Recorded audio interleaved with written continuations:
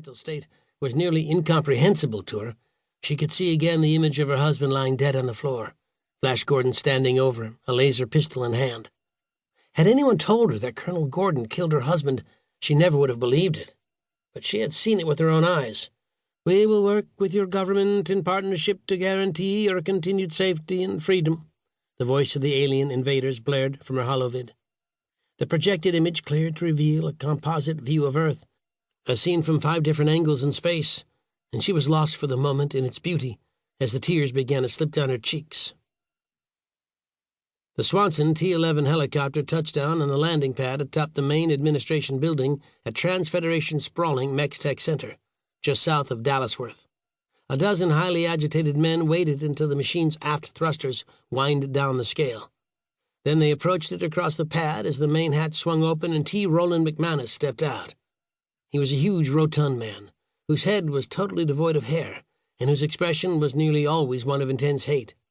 Despite the relative coolness of the afternoon, he was sweating profusely, large dark stains saturating the armpits of his white jumpsuit. "We are estimating arrival of the hostile force to your solar system within 48 of your hours. Any delay on your part to meet with us could result in your destruction." The alien voice rolled across the landing pad. Looking neither right nor left and apparently ignoring their blaring public address projectors, McManus charged across the landing pad like an angry, worried bull, the 12 corporate officers hurrying along with him. "Have their positions changed?" he snapped. "No, sir," one of the men said. "Their coordinates have been entered into 5 of our Alpha defense centers." "How about the military at Omaha base? What are they doing about it?"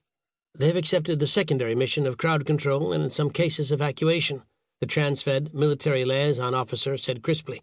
"Like the others, though, he obviously was deeply shaken. There is some panic already. There was the shuttle crash in London." McManus stopped in his tracks, stared at the coordinator for several long seconds, and then let his gaze slowly wander around the circle of men. "I want you all to understand one thing right from the beginning," he said softly. "Any attempt at military retaliation on our positions will result in your destruction as well," the alien voice boomed, but McManus ignored it. "We've apparently lost our deep space fleet, for which we can thank Colonel Gordon and Dr. Zarkov. That means we cannot count on a last-minute rescue. It also means we have only 2 viable options." For a long moment there was silence on the roof, which was 1,000 meters above the ground. In the distance to the south was the Mex-Tech spaceport, itself now nearly devoid of deep space vessels. Closer at hand were the various other administration center buildings and hangars, as well as the main computer center, which was surrounded by a laser mesh fence. The computer center was the heart of Transfed, and therefore the heart of the entire Federation of Planets government, because the two had become nearly one and the same. Since Secretary Holson's assassination, real control of the government had switched from Capital City to this place, with McManus the undisputed leader. "As soon as the scans are completed," he said with some finality, "we will make our decision. We will either fight them or join them." The incredibly old and frail woman stuffed the last of her clothes into the bright red shopping bag, pushed at a strand of white hair that had fallen into her eyes, and glared at her granddaughter, held into the filthy bed by a cheap vibra-whip. Although the little girl's legs had begun to turn blue where the poorly adjusted force field was cutting off her circulation, she did not complain.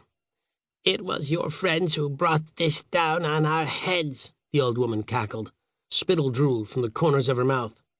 She shuffled across to the other side of the dingy room where she uncapped a bottle of cheap red wine, took a deep drink, and then went back to the bed.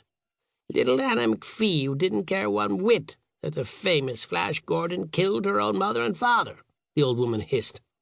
The little girl said nothing, her dark brown eyes wide as she looked up at her grandmother.